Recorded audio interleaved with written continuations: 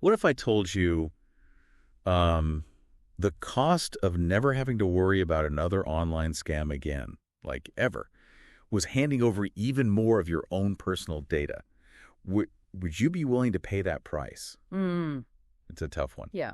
That's exactly the crossroads we're diving into today as we take a deep dive into this new report from the SCARS Institute. You know, those folks who are really on the front lines of fighting these online scams. Yeah, they really are. And let me tell you, what they found is, well, it's fascinating, but it's also a little bit, honestly, terrifying. Yeah, I can imagine. It's like online scams aren't just those annoying spam emails anymore, right? Wow. We're talking a full-blown scamdemic, like an epidemic, but of scams.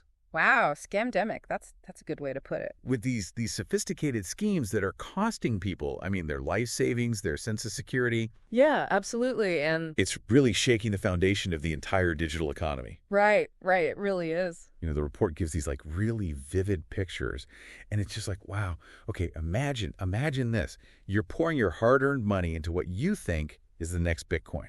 Right, you think you're going to be rich. Exactly. Like, this is it. I'm going to be rich. And then poof, it's gone. It's a crypto scam.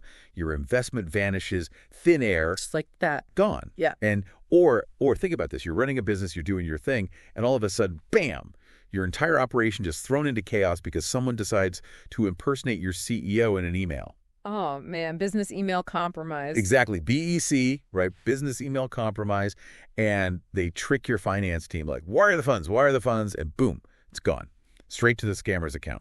And the scary part is the traditional ways of dealing with this, fraud prevention. It's just not keeping up. It's like trying to, I don't know, call for help in a hurricane using a rotary phone, you know? Exactly. It's way too slow. Those scammers they're like tech ninjas, They're moving at the speed of light, and Yeah. we're stuck here with our, dial-up. It's a huge problem. It is, and the SCARS Institute, they make this point in their report.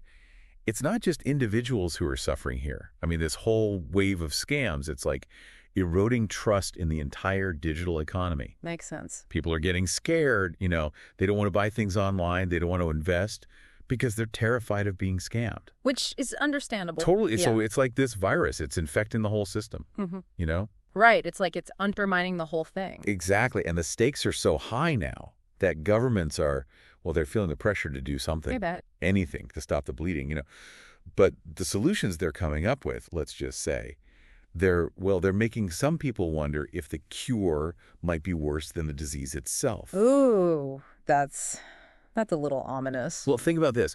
We're talking about governments wanting real-time access to all your financial transactions. Woo. Right?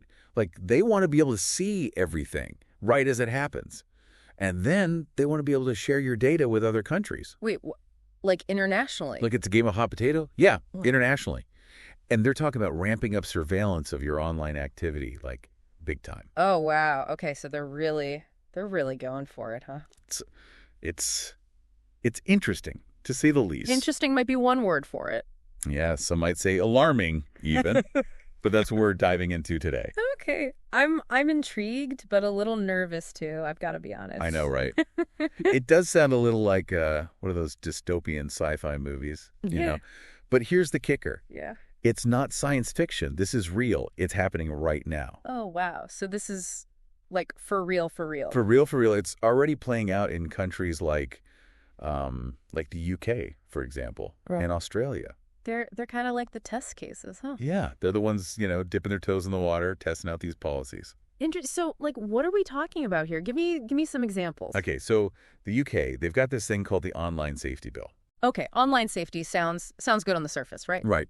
Who doesn't want a safer internet? Yeah. But, and this is a big but. There's always a but. Always, right. It gives the government the power to basically demand access to your online transactions if they even think there might be something fishy going on. Hold on. So they can just look at your stuff just because No, they need to have a reason, but let's just say the bar is pretty low. Man, that's a little too close for comfort. Right.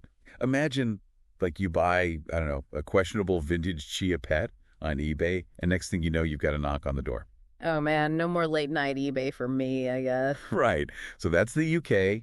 Then there's Australia. They're trying out this consumer data right thing. Consumer data right? What's that all about? It's part of this whole open banking idea, which, again, sounds great in theory. Okay, how so? Well, it's all about giving you, the consumer, more control over your financial data, right?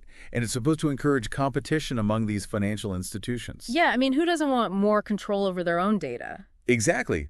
But, and you know there's a but coming, Me. all that data sharing, it means a lot Okay. more eyes on your financial information. It's like inviting everyone to look at your bank statements. Okay, yeah, no, that's not good. Not ideal, right? Yeah. And then there's their Project Sunlight. Project Sunlight. Yeah, real-time bank account monitoring. Whoa, they're like watching you. Basically, yeah, they're saying, we're watching, and if you even think about doing something shady, we'll freeze your assets before you can blink.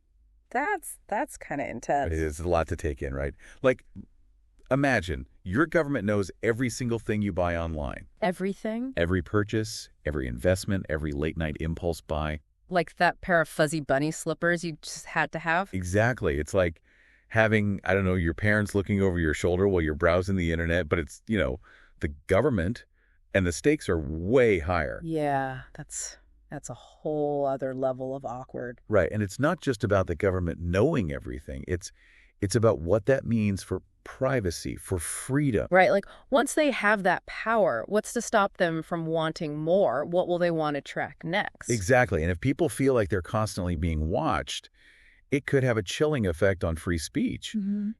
People might be afraid to speak their minds, to express dissenting opinions if they think Big Brother is always listening. Right, because the whole point of free speech is that you're free to disagree, to challenge the status quo. Exactly. And that's kind of the cornerstone of a healthy democracy, isn't it? It is. So we've got the UK, Australia, they're going down this path. Where does that leave, the U.S.? Well, you might be surprised to hear that the U.S. Federal Reserve, they're actually recommending similar measures, like increased data sharing between banks and the government, all in the name of fighting fraud. Wow. So we're all kind of on this slippery slope together. It seems like everyone trying to find that balance between security and freedom. But is it even possible? Yeah, it really does feel like we're all kind of walking this tightrope together, doesn't it? Yeah. But, the report does highlight a little beacon of hope, maybe a different approach. Oh, really? Yeah. Tell me more. Well, it's the European Union. They're doing things a bit differently with their whole GDPR thing, the General Data Protection Regulation. Right, GDPR, yeah. They're much more focused on data privacy over there. Exactly. It's like they're saying data privacy is a fundamental right, not something you just, trade away for a little extra security. Yeah, it's a different mindset for sure. So how does that play out in practice? Well, they're not just, throw them open the doors to all your data.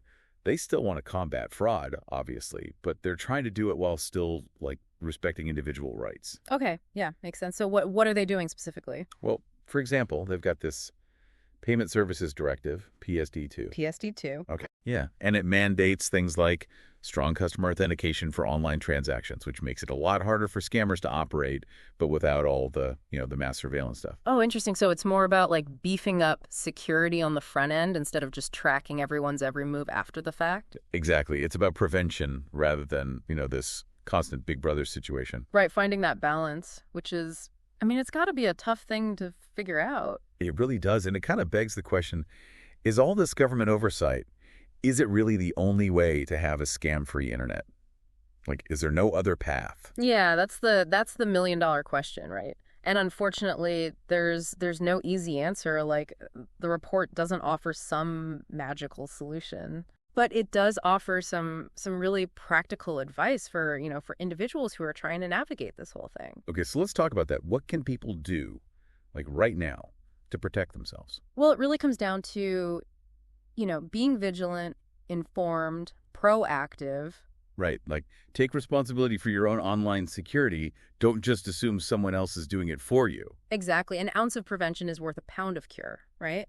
So be mindful of what you're doing online. Watch out for those phishing links. And for goodness sake, don't click on suspicious links, no matter how tempting they might seem.